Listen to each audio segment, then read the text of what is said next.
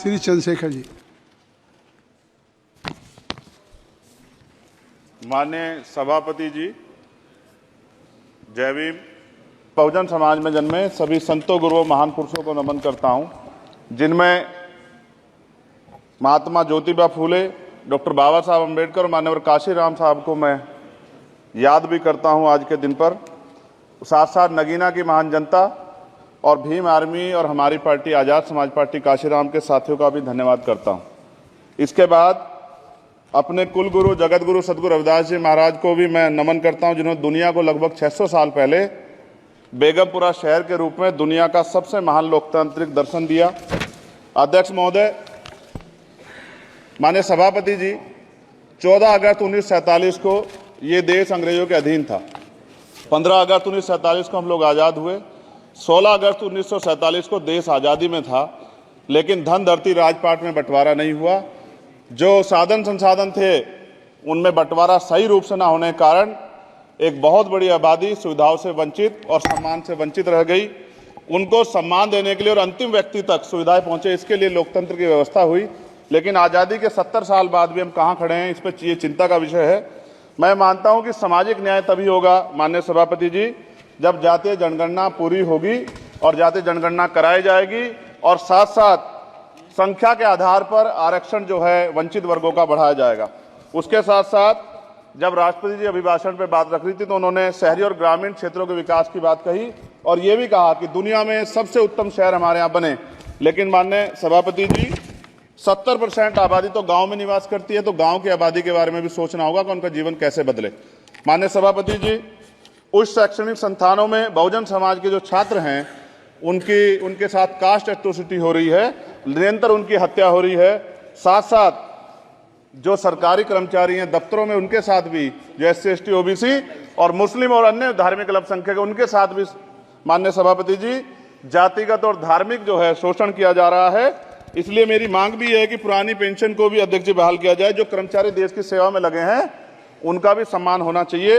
साथ साथ सभापति जी, भाजपा ने चुनावी लाभ के लिए सबका साथ सबका विकास के नारे दिए जो खोखले हैं, क्योंकि 10 साल में दलित, पिछड़े, आदिवासी, मुस्लिम और अन्य धार्मिक अल्पसंख्यक जो अत्याचार हुए हैं वो किससे छिपे हुए नहीं हैं। ये गलत है, ये बंद होना चाहिए। सभापति महोदय जी, महामहिम राष्ट्रपति जी के अभिभाषण में निजी क्षेत्रों में SC ST OBC को रिजर्वेशन देने का कोई उल्लेख नहीं हुआ है, जो कि आज चर्चा का विषय, क्योंकि 98% प्राइवेट सेक्टर है, 2% सरकारी सेक्टर है, तो 98% प्राइवेट सेक्टर में भी हमारी हिस्सेदारी की बात होनी चाहिए। माननीय सभापति जी, आशा कार्यकर्ताओं, आंगनबाड़ी वर्करों, भोजन माताओं के वेतन वृद्धि पे भी कोई उल्लेख नहीं हुआ है, वो भी अभी नंगे, उन पर भी सोचना पड़ेगा। माननीय सभापति जी, जिस क्षेत्र से मैं चुन के आऊं नगीना से, वो बहुत पिछड़ा क्षेत्र है। उस क्षेत्र में कोई विशेष आर्थिक पैकेज नहीं दिया गया, रोजगार की सेवाएं नहीं है, नौजवान पलायन करता है।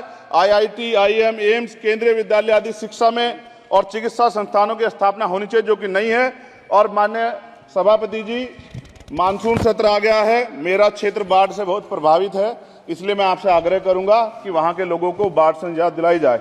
माननीय सभापति जी, चीन हमें आंख दिखा रहा है और लगातार हमारे देश की सीमाओं में घुसपैठ कर रहा है, इसलिए अग्निवीर योजना को हटाकर पुनः सेना भर्ती शुरू की जाए और साथ साथ भारत की सबसे प्राचीन व बहादुर रेजिमेंट में से एक चमार रेजिमेंट को पुनः बहाल करा जाए, ऐसा भी मेरा आपसे आग्रह है।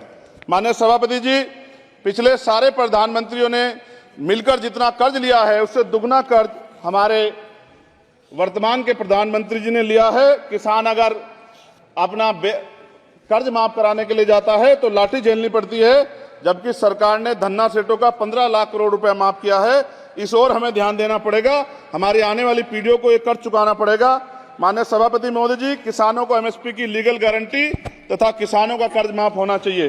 साथ साथ 2 अप्रैल 2018 को SC ST के बच्चों पे बहुत बड़े पैमाने पे मुकदमे लगे थे, वो हमारी लड़ाई सही थी, ये सुप्रीम कोर्ट ने माना और बाद में सरकार ने माना, वो मुकदमे तुरंत वापस होने चाहिए। माननीय सभापति जी, प्रेस जो है उस पर भी शिकंजा कसा जा रहा है। जो पत्रकार सरकार के खिलाफ बोलता है नौकरी से हाथ धोना पड़ता है, और सोशल मीडिया हमारा हथियार है, उस पर तरह तरह के प्रतिबंध लगाए जा रहे हैं और विरोध करने वालों को सोशल मीडिया हैंडल भी सस्पेंड करा दिए जा रहे हैं। साथ साथ सभापति जी, पेपर लीक और परीक्षाओं के कैंसिल होने से देश के नौजवानों का भविष्य खतरे में है। नीट, यूपी सिपाही भर्ती सभापति जी और 69,000 शिक्षक भर्ती में आरक्षण घोटाला हुआ है, कोई पूछने वाला नहीं, खून के आंसू रो रहे हैं बच्चे, बेरोजगारी का दंश युवा झेल रहे हैं। इसलिए मेरा आग्रह है कि युवाओं के लिए कृपया समाप्त करें चंद्रशेखर। माननीय सभापति जी, मैं पहली बार बोल रहा हूं, आप कहेंगे मैं बैठ जाऊंगा, मैं आपकी बात, मैं संवैधानिक मर्यादा का पालन करूंगा, मगर हम तो माननीय सभापति जी सुन ही रहे हैं। आप बोलिए, 1 मिनट। धन्यवाद, धन्यवाद। 1 मिनट और बोलिए। अध्यक्ष सभापति जी, नारी सम्मान की बात करने वाली सरकार, हमने मणिपुर देखा सर, हमने पहलवान बेटियों का हर्ष देखा सर, और हमने सर हाथरस की बेटी का हर्ष देखा सर, और हाथरस के परिवार को जो वादा किया था सरकार ने वो भी पूरा नहीं किया। और महिलाओं में भी, स्पेशली दलित, पिछड़े और मुस्लिम वर्ग की, आदिवासी वर्ग की महिलाओं के साथ आज भी एनसीआरबी का डाटा कहता है सर, जो जुल्म हो रहा है वो सहनीय नहीं है सर। साथ साथ कोविड में तैरती, हमने कोविड में बहुत सुना सर, कोविड में तैरती लाशें भी गंगा में हमने देखी है सर, और मजदूरों का हाल भी हमने देखा है। सभापति जी, बस सब समाप्त कर रहा हूं। नोटबंदी पे छोटे मजले उद्योग की जो कमर टूटी वो भी हमने देखी है। सभापति जी, शैक्षणिक संस्थानों, विश्वविद्यालयों में, चिकित्सा संस्थानों में ओबीसी एसटी के योग्य अभ्यर्थी को एनएफएस करके जिस तरह निकाला जा रहा है, लेटरल एंट्री करके जिस तरह हमारे रास्ते बंद किए जा रहे, ये भी हम देख रहे हैं सभापति जी।